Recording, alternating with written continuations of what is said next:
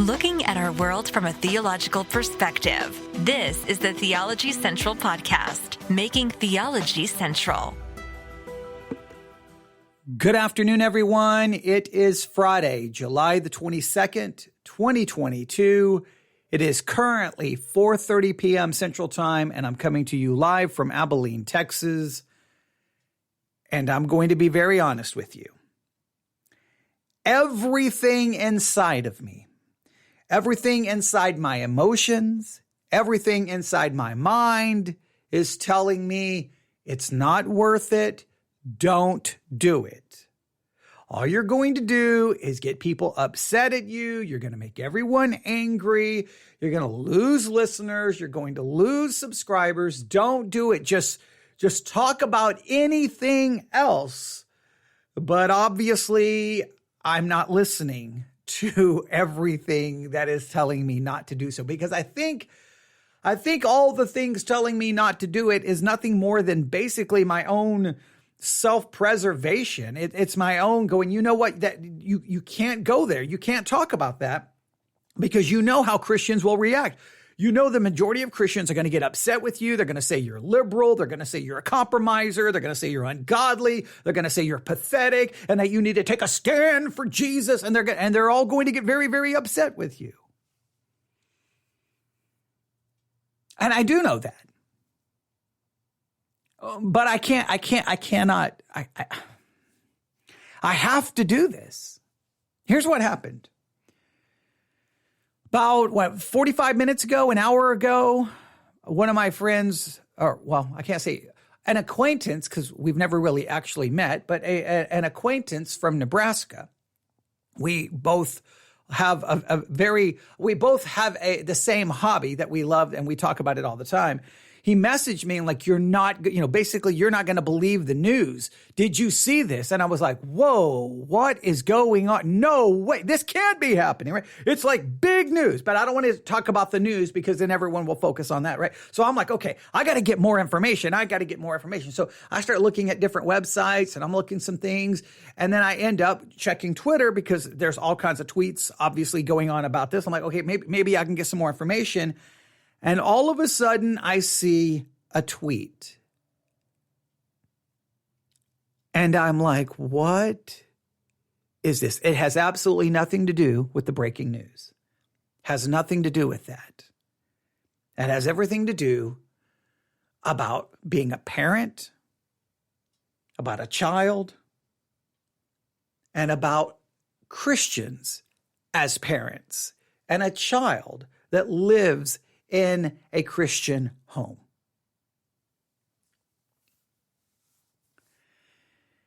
Now, my perspectives on some of this, I know, are somewhat contrary to a lot of what you find in the evangelical world.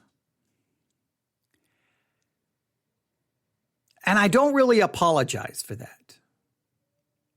Because I think a lot of times within Christianity, there are some philosophies and there are some perspectives on Christian parenting that I think is not only horrific, not only do I believe in many cases are extra biblical. I won't necessarily say, I won't use the term unbiblical. They're extra biblical because they come up with ideas and rules that I don't think are anywhere in the Bible.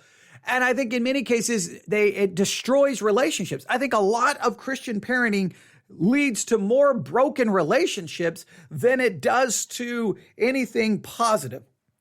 I'm not saying in every case. I'm saying that I just think it's too frequent. I have seen, in my Christian life, I have seen pretty much every kind of parental philosophy and parenting style be put forth in Christian homes. I think I've seen them all. And I've seen failure, quote unquote success. I've seen things blow up. I've just seen it all. And in many cases, I look back and go, what are we really trying to do? Because I think somewhere in when it comes to Christian parenting, we forget this. That's your child. That is your daughter. That is your son. And we almost forget our child. We almost forget that relationship, and we are more concerned with our our theology or our belief or we place think about it this way. We place, and you got to hear what I'm going to say here. We place our Christianity above our relationship with the child. And in one hand, I understand that. Jesus made it very clear that we are to love him more than mother, father, than child, even our own life. And that is true. My love for Jesus should always be greater than anything else. It typically isn't, and we all fall short of that. But let me make sure we understand. We take that phrase and then we justify lots of actions. Let me make it very clear. I want to make this very clear. To love Jesus more than your child means you don't place your child before God. In other words, your child does not become the idol. It doesn't become the source of worship. It doesn't mean that if I love Jesus, that means I just systematically destroy my child. If my child doesn't agree with my Christianity or goes against my Christianity, then I sacrifice my relationship with the child. No, I can still have the relationship with the child, but that relationship doesn't change my beliefs. Hey, I love Jesus, but that's my child. I'm to love my child. I should always protect that relationship. It just means it doesn't mean that hey, I love Jesus more than you. And because you don't do what Christians are supposed to do, you got to go. You got to get out. I'm down with you. I'm breaking off my relationship with you. Wait a minute. Whoa. That doesn't mean you're putting Jesus first. That means you're using Jesus simply as a weapon to destroy your relationship with your child. And I think that that's horrific and that is horrible. And I've seen it go down too many times. I'm going to read this tweet.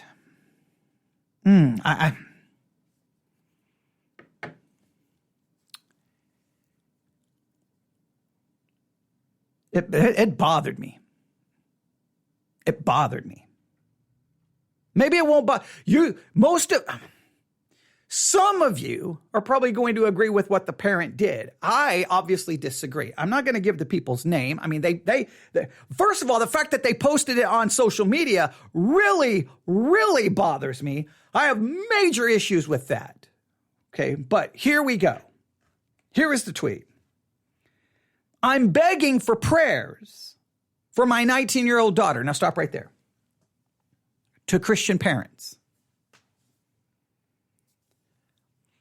This is a rule that every Christian family should have. Every non-Christian family should have. There should be an unspoken rule in your home that, now, I'm not saying abuse or illegal activity. So you got to hear what I'm saying. The home should be the sanctuary of truth, trust, and safety. What do I mean by that? Your home should be a place where you, as human beings, you're going to have your difficulties, you're going to have your failures, you're going to have your problems, you're going to have your ups, and you're going to have your downs, right? You're going to have your disagreements, you're going to have your fights, the people in your family at times will see the worst of you, not the best of you, but your home should be a sanctuary, a refuge, a city of refuge, where within those walls, I'm not talking abuse, please hear me out, I'm not talking abuse or illegal activity, I'm not talking that. I'm saying the normal everyday things of life, when things go good or things go bad, there should be a sanctuary of protection. Maybe that's the word I'm looking for, or a place of refuge, that in that home, we have our struggles, we have our disagreements, we have our fights, but you know what? We don't share that with people outside the home. We don't throw each other under the bus. We don't go tell everyone, oh, you're not going to believe what my husband did. Oh, you're not going to believe what little Johnny did. You're not going to believe you're not going to believe what my daughter did. Why? Why would they ever trust you again? If you run to social media to let everyone know what your kid did, that is destroying trust.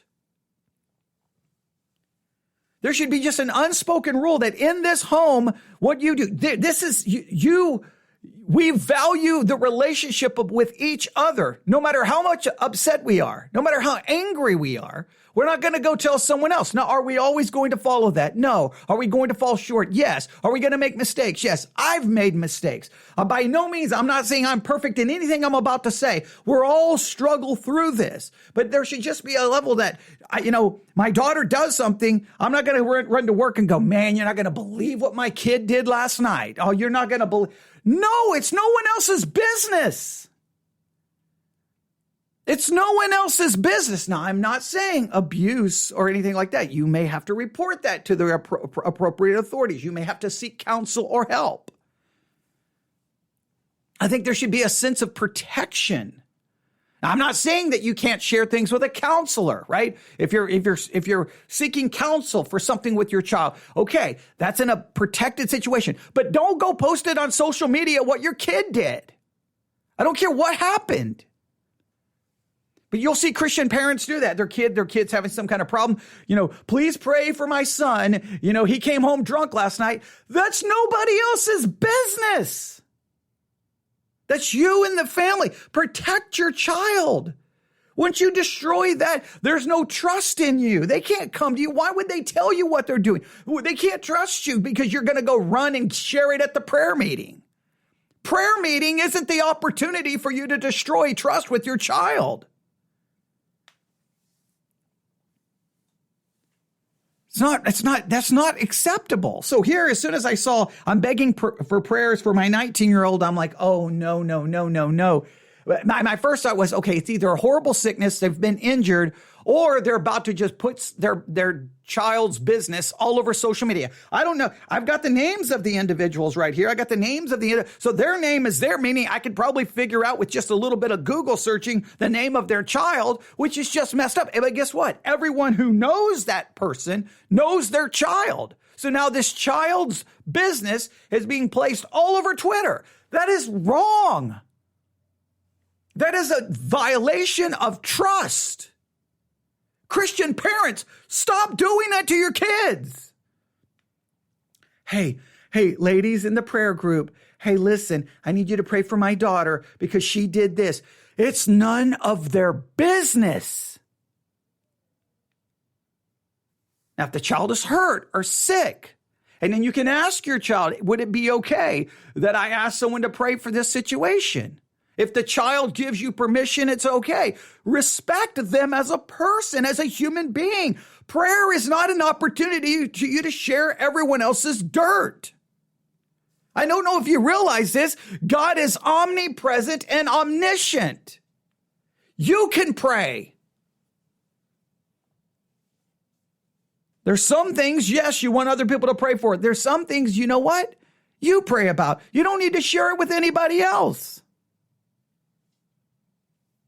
I know I'm already making people mad, but I get tired of that. So here we go. So back to the tweet. I'm begging for prayers for my 19-year-old daughter. Just found out that she's been stripping for months. Stop right there. So they just let the whole world know that their daughter is stripping. Now you could say, well, she's stripping, so obviously she doesn't care. It's that let people know. It's not your place to let anyone know. Protect your child. You say, well, she's 19. She's not a child. Well, to protect anyone, you should. So many Christians love to just gossip and slander. You got a problem with someone, call them. If you need prayer for them, you pray. You don't have to tell everyone's business. You could hop on and go, prayer for our family right now. We just ask that you would pray for our family. God knows the situation. You don't have to tell anyone anything. So here's someone, a Christian parent, I'm assuming, wanting prayers for their 19-year-old daughter, and they just put the child on full blast. Boom! She's stripping. Wow. And you know how that works in Christian circles. Oh, it's scandal. Scandalous. Has something to do with sexuality. Oh, no. You know that will go a million. Look, someone commits the sin of pride, everybody yawns. But man, if there's any sex associated with it, boom, the whole world wants to talk about it, right? Because the sexual sin is far worse than the sin of pride, which is likened to the sin of, well, okay, never mind. We won't go through all of those situations. All right, so that's already bad enough. You have a Christian parent placing their child on blast on social media. So let's just start with this. As a Christian parent, as a husband or a wife, anything, your family has to be a place of safety. People can share, struggle, fail, make mistakes, do dumb things. And that should be protected within that unit and not shared with people outside of it. Do we all make mistakes? Yes, make mistakes. I made the mistake too many times sometimes from preaching, using family members and an illustration. That's never good. And I would be like, and it wasn't always planned. It wasn't like a planned illustration. It's not like I wrote it down beforehand, because if I did, I would ask, hey, is it okay? But just in the getting caught up in preaching, and you're like, I need an illustration here. I need an illustration here. And sometimes your mind immediately will pull from something that you've experienced or you've seen. That's what you typically do, because you know it. So I've made these mistakes as well, but you can't do that. You've got to protect people. Don't be sharing people's garbage, their information to anyone. Protect people. Love covers a multitude of sins.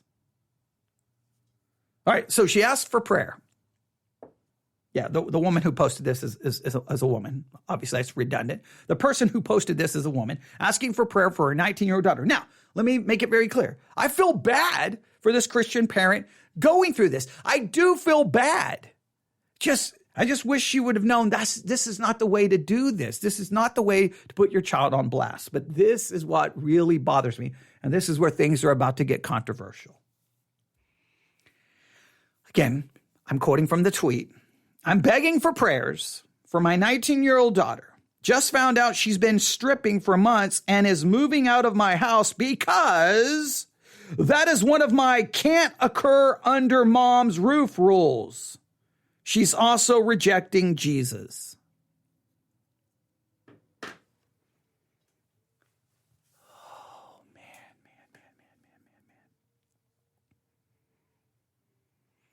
I am not a fan of Christian parents basically saying, not under my roof. You got to go. You got to get out. I'm going to kick you out. I don't ever know what that's ever supposed to have proven ever, right? What is it supposed to? They are your child. They are your child. Why are you placing your rule to a level that destroys the relationship? What good is that? I'm kicking you out. Well, so now what? Well, now what do you hope? You've destroyed that relationship. So trust me, you're never going to be seen as a positive influence at that point. They're going to view themselves as the victim, and you're the one who victimized them. What do you accomplish by that? Hey, you're stripping, you've rejected Jesus. You got to get out, because under my roof, you can't do that. I don't like that idea. And people are going to go, but what about this? And what about this? And what about this? And what about this? Here's what I would say. In every situation, do everything in your power to side with, I don't know. Here's a biblical concept. See if this sounds familiar. Right? I think it was Jesus who said it, right? He said this. Oh, wait, it's right here. These are the words of Jesus. See if this sounds familiar. You've heard that it hath been said, thou shalt love thy neighbor and hate thine enemy. But I say unto you, love your enemy. Bless them that curse you. Do good to them that hate you. Pray for them which despitefully use you and persecute you, that you may be the children of your Father which is in heaven. For he maketh his sun to rise on the evil and on the good, and sendeth rain on the just and the unjust. Now, God, in his common grace, causes it to rain on the just and the unjust. He causes the sun to shine on the just and the unjust. God, in his common grace and shows love even to those of us who are not worthy. While we were yet sinners, Christ died for us. Why would we not? If we're supposed to show that kind of love to our enemies, how much more should we show that love to our children? Hey, I'm going to love you, and you can live here. But here are the rules that will get you kicked out of this house. You don't follow these rules, you're gone. Can you imagine if God had his salvation work that way? You're saved, but if you do this, you're out. You're not saved.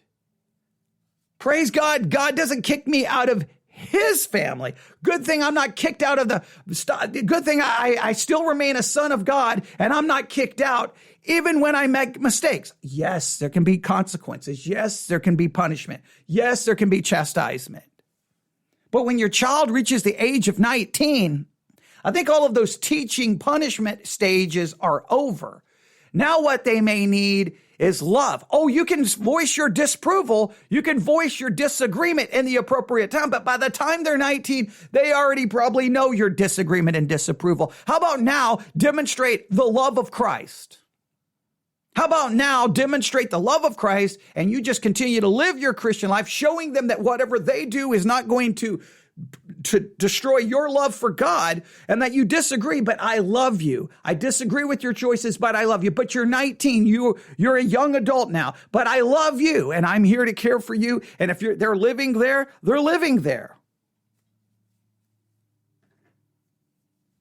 Now, I know someone's going to email me and say, well, what if they're doing drugs in your home? Okay, that's an illegal, they're doing something illegal in your home. You can say, obviously, you cannot do illegal things in the home because that puts the whole family at risk. That's an obvious logical distinction, right? You can't come into the home and start cooking meth in the kitchen. You can't do that. Okay, obviously, you have to draw a distinction there. I understand that, right? I understand that.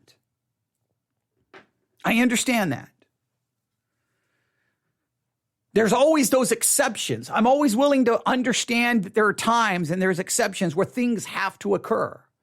But you should always side with, if I'm supposed to love enemy, how much more should I love my own child? That doesn't mean you're the one, hey, here's $100 so that you can go do drugs. I'm not.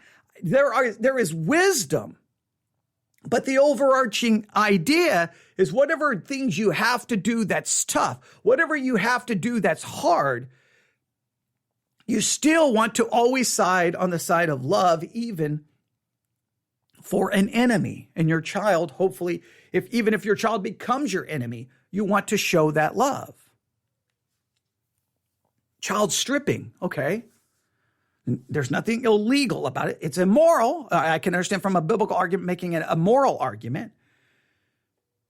Your child's rejected Jesus. So therefore, guess what? They've rejected Jesus. Why would you expect them to live a Christian life? That's another thing Christian parents try to do over and over and over. A child that's clearly not a Christian, a child who's clearly not believing in Jesus, still demanding Christian behavior. Why do you demand Christian behavior from a non-Christian? Why do you demand Christian behavior for someone who's unregenerate and dead in their trespasses and sins? It makes absolutely no sense.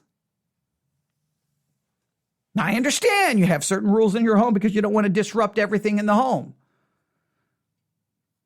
But at that point, you got to draw to the distinction like, hey, here's certain rules in our home, but I'm not going to try to force you to live like a Christian. I'm the same thing. I think there's a certain age when a child gets, when it may be safe and they're trustworthy.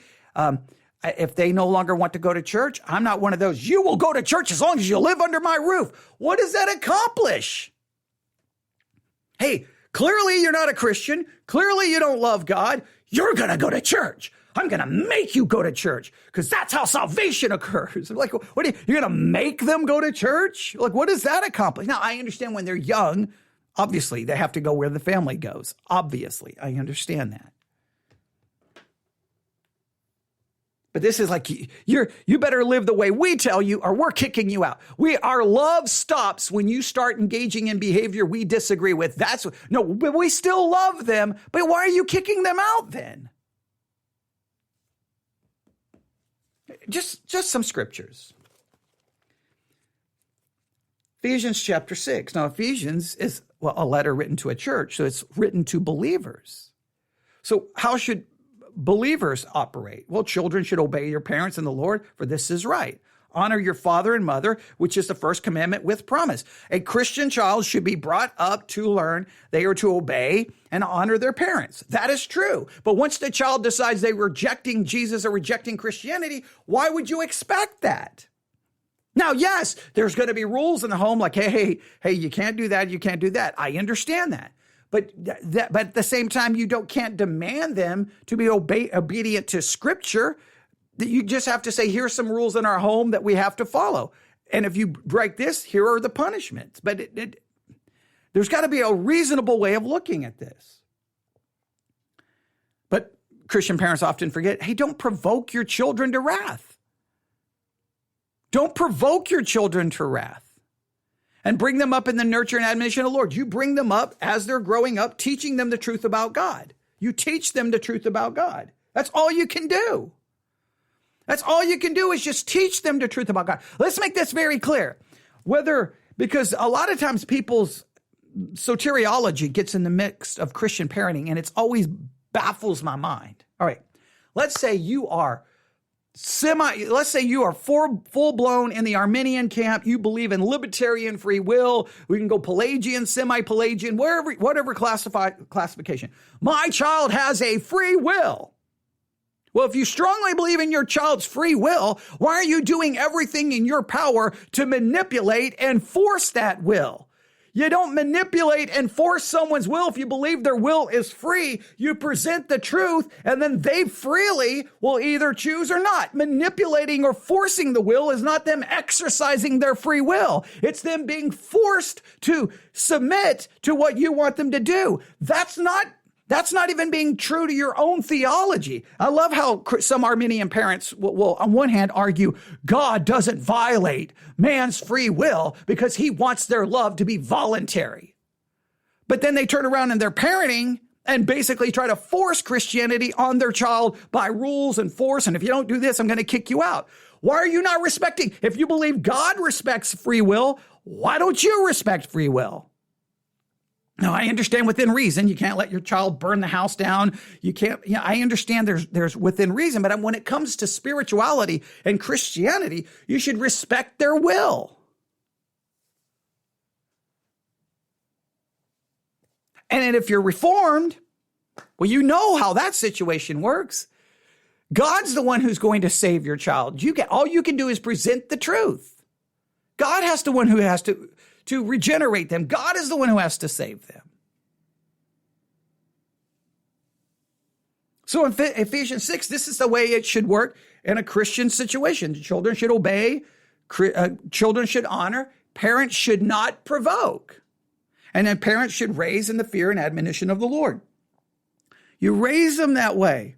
But you understand you're just raising them when they're young. There's going to come a point in time where guess what? You've given them the truth. You've given them the gospel, and now, depending on your theology, either now their free will or God's sovereign election, right? At some point, that's what's going to determine it. Well, if your child doesn't become regenerate or begins to reject the things of God and turn from the things of God, that doesn't mean you destroy your relationship. That means you're like, okay, I'm now have an unbeliever in the home. But they're my child, and I love them. And even if they were my enemy, I love them because I'm supposed to love even my enemy. And I'm supposed to remember God. Look, every time you look at your child, no matter how much disobedience is there, no matter how much ungodliness may be there, no matter how much they've rejected Jesus, remember God's love for you while you were yet a sinner. Christ died for you. Remember God's love for you. Remember the common grace, the rain and sun that was given to you even in your unregenerate state. Remember how much God loves and forgives you every single day when you sin. There is forgiveness. There is mercy. Remember that when you're dealing with your child, not just like, you will do what I say or we're kicking you out because we love Jesus more than we love you.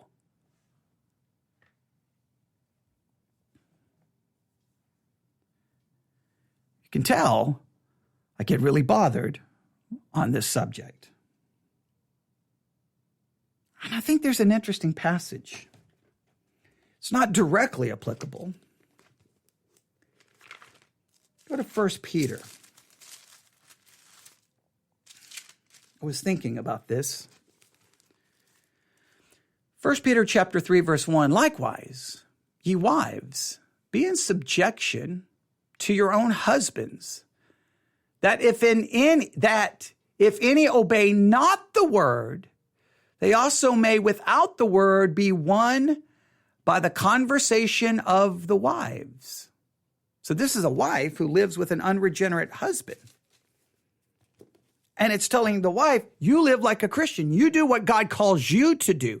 You don't worry about what God calls them to do. Sometimes Christian wives become more when they're married to an unregenerate person. They're more worried about, well, what I need the unregenerate person to change. No, you continue to focus on your biblical responsibility. You live out your Christian life so that ultimately that you're the unbeliever who's living around you may be won not by the words you say, but by the manner of life they encounter. Maybe sometimes what Christian kids raised in a Christian home, they need less of parents preaching, less of parents lecturing, less of parents shoving their morality down their throats, and they just need to see their Christian parents living out their Christian faith in the best way possible. Now, that's still not going to possibly convert them because I believe conversion is a work of God. But at least it will just show, hey, I'm trying to live out my Christian life. My Christian life I'm still committed to my Christian life. I'm still dedicated to my Christian life with my mistakes and with my failures. I'm not backing down on my Christianity. But you know what? I love you. And even though we disagree, and even though you're going in a direction that I don't agree with, I love you and I'm here for you. Now, I understand there's situations, especially when it comes to, obviously illegal activity, obviously. Okay. Obviously, there can be self-destructive situations. There can be time where maybe the family is actually in danger because maybe of an addiction and them placing the family in danger. I understand there's always situations. I'm going to get 500 emails where everyone's trying to give me, well, what about in this situation? Every situation, let me state it again, has to be looked at in light of those specific events and those specific circumstances. My thing is the overall perspective should always be, I love my child, protect the relationship, protect the relationship. Oh, we may disagree. We may never we may never see eye to eye on their behavior, but just say, I love you, and the relationship is still there so that they can hopefully still talk to you, still tell you anything. So many times in Christian homes, the kid is raised in a situation like, I can tell my parent everything that agrees with Christianity, but anything I feel, anything I desire, anything that I'm doing that's opposed to Christianity, can't tell them because they'll lose their minds. I mean, no, they should be able to tell you anything. Anything. Now you may, and guess what? It doesn't mean every single time you have to start preaching a sermon to them. Like, well, how are you doing? How can we work through this together? What do you need from me? How can I help you? Show love to them like you're supposed to love your enemy. You're supposed to love even people who are persecuting you and misusing you. So you can't love your child that way? And where do you get in from a New Testament Christianity where you're supposed to kick your kid out?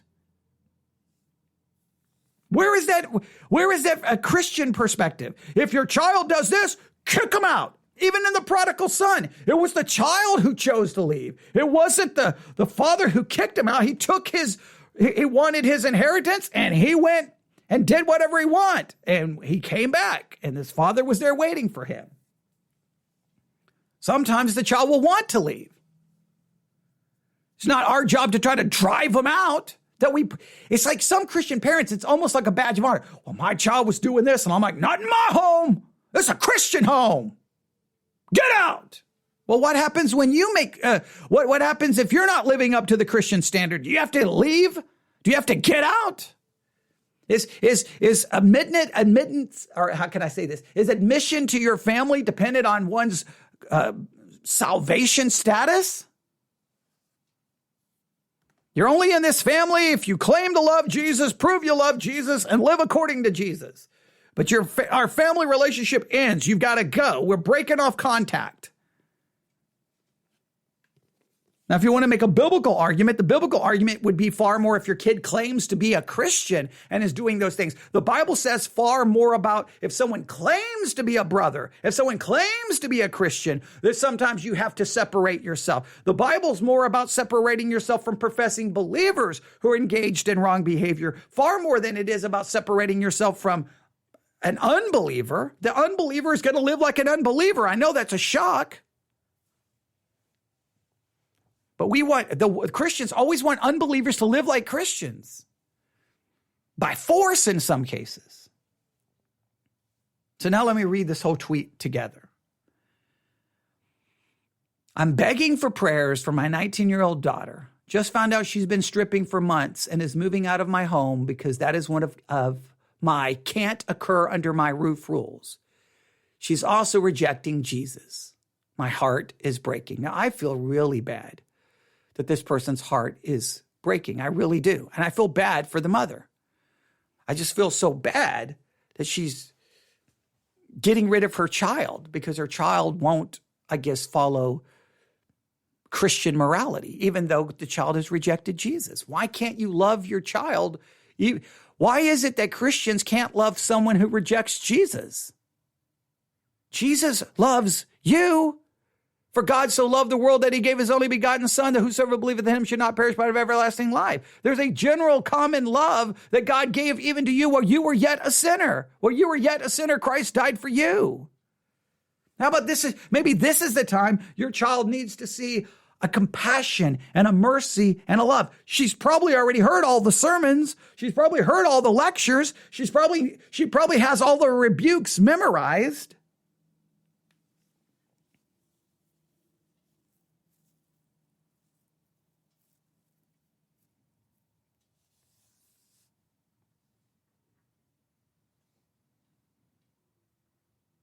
I mean, the child's 19. Now, I know I'm going to get some big, bold Christian parent. Well, when they're 19, they shouldn't be in the house anyway. Get them out. They need to learn to stand on their own. Okay, whatever. I'm not. Look, if that's your philosophy, go with it. My thing, that's my child. My child can come back to my home anytime. It's not a burden. It's a privilege. It's an honor if my child needs to be in my home for whatever the case may be. Oh, yeah, there's always different dynamics when the child comes back and they're older and they're over 18. It's sometimes difficult. It's sometimes difficult to make that, okay, how do we work this? Because the child in some cases will just kind of act like a child and like, hey, this is mom and dad's house. I can do what I want. And sometimes you kind of go, well, wait a minute now. You're not a child anymore. You're an adult. So I need you to help out with some things, right? So I understand that those could be, but those are weird dynamics that you have to work together through. It shouldn't be like, nope, you're 19, get out. Because I love Jesus. Get out. You got to learn to stand on your own. I love Jesus. You listen to the wrong music. Get out. Well, whatever Christians do, I've seen insanity in these situations.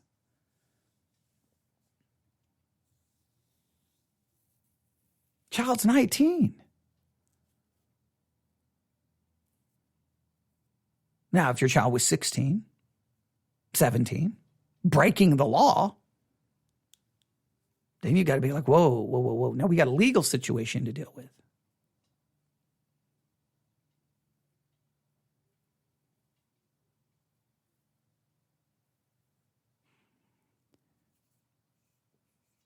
We've got to place, we can't allow our Christianity to be the very thing that destroys our relationship with our children.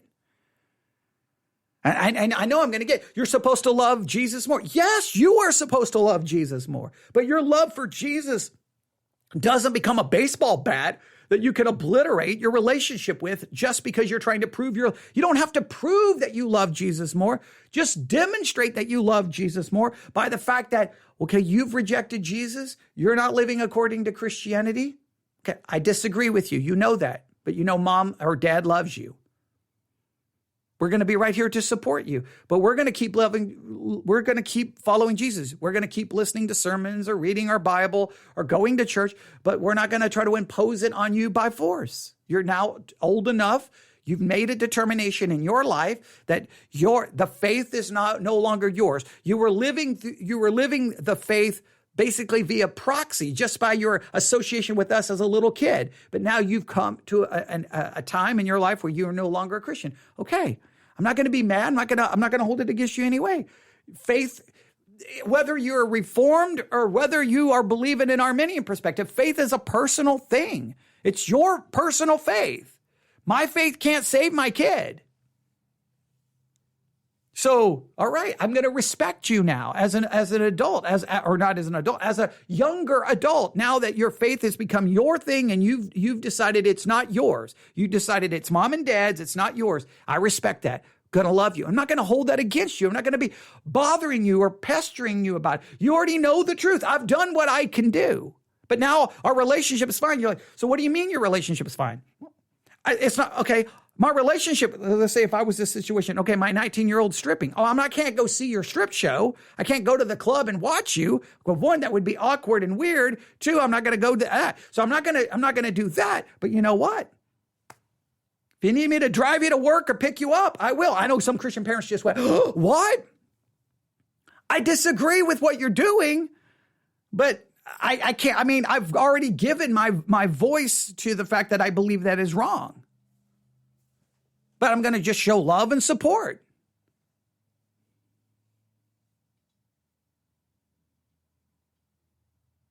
I know some people get very upset about that. Some Christian parents, I know I'm about to walk into a minefield here, but I'm going to say it.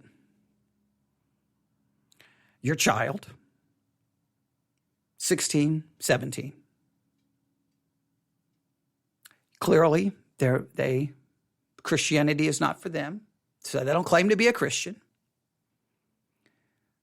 They're 16 and 17. They come to you, Mom, Dad, I'm a lesbian, or Mom, Dad, I'm a homosexual. And now I have a boyfriend or I have a girlfriend. And they're now in a same-sex relationship.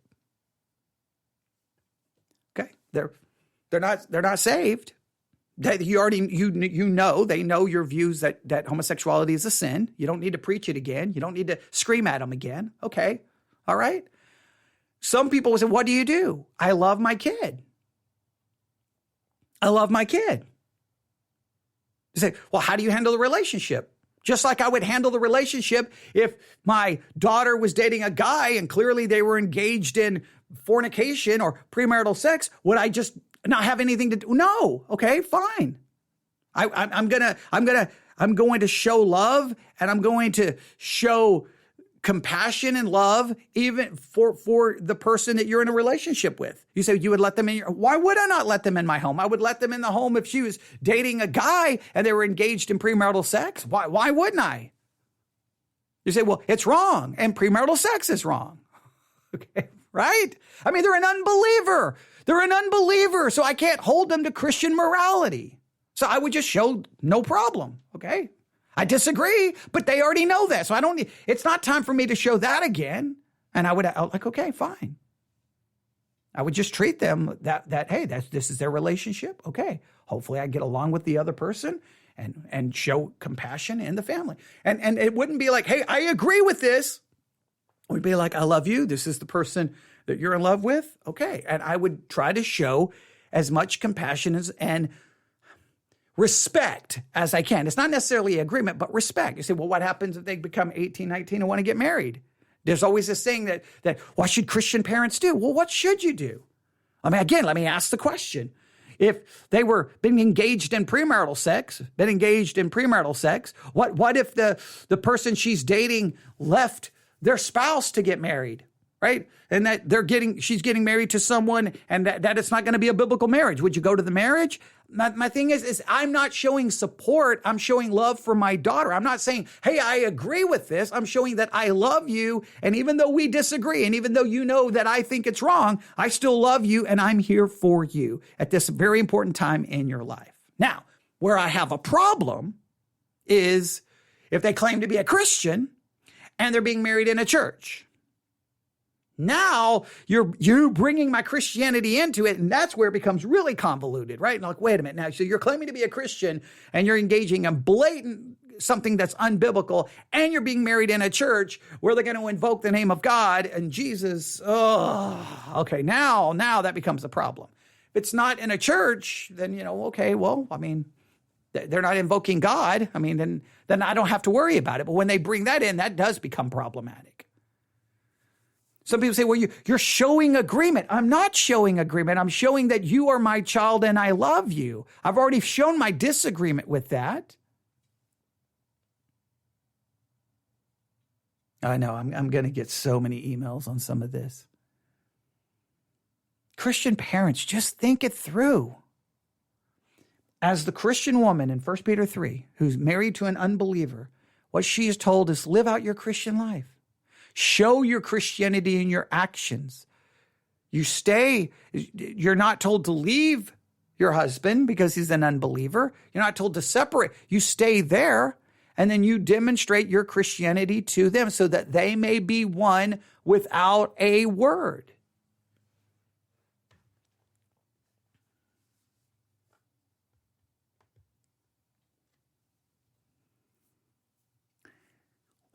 I'm scared here because not always, but 90% of the time when I'm talking about things, someone will come into the live chat. It has been deadly silent. I know there will be disagreement. I understand that. Here was what I would ask you. Is it possible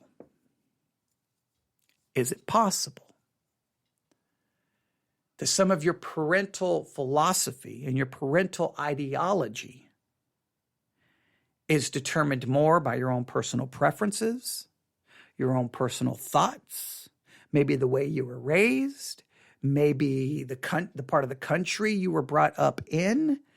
Maybe that is more of an influence than actually the Word of God, because I don't know if we have clear scriptural evidence. Kick them out. Get rid of them. Kick them out. Don't do this. We come up with a lot of extra biblical rules. And then we impose that and tell everyone they're not doing it the right way unless they follow those extra biblical rules. I'm arguing that the one biblical rule is to love even your enemy. I think that would mean you should love your child as much. I know this, imposing Christian morality on an unregenerate heart only usually creates rebellion.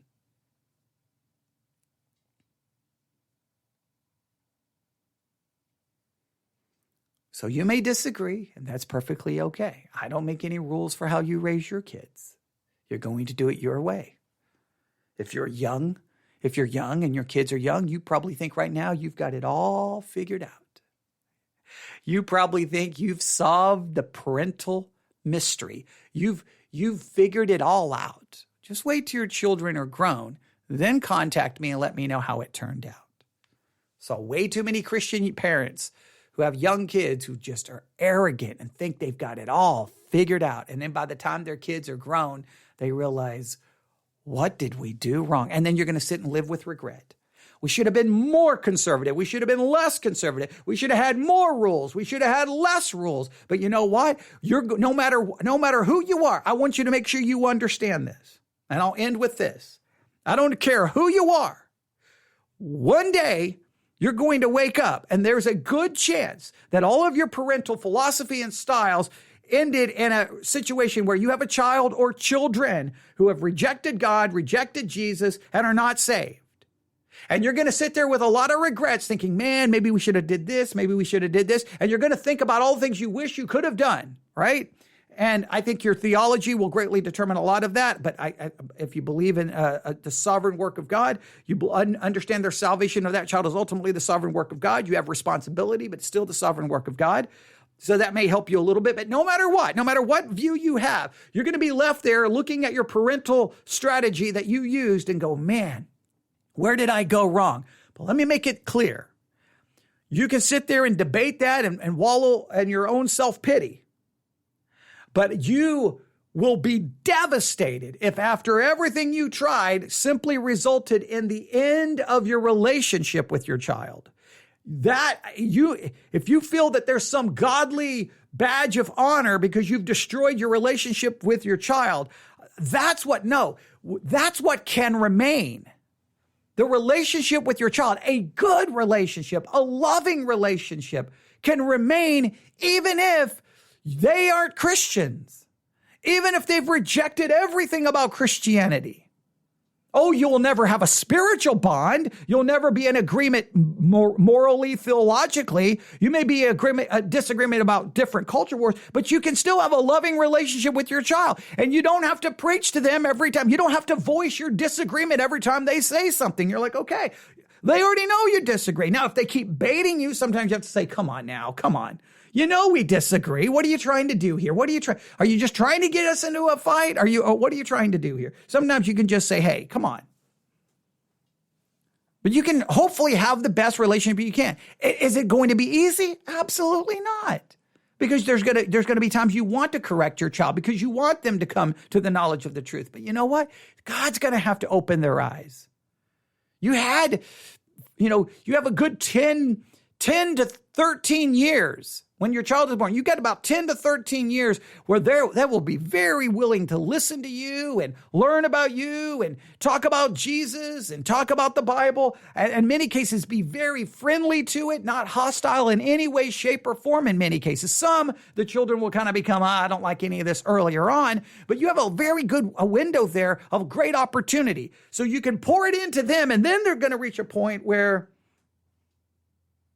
okay, you can tell that they're done with it. And then what are you going to do? You're going to force it? Going to yell? Going to ground them? Going to make them? Going to demand it? You're just going to make them more and more bitter, and you're going to drive them further and further away from you. And so then your Christian influence is not going to be present anymore because your relationship with them has been utterly destroyed.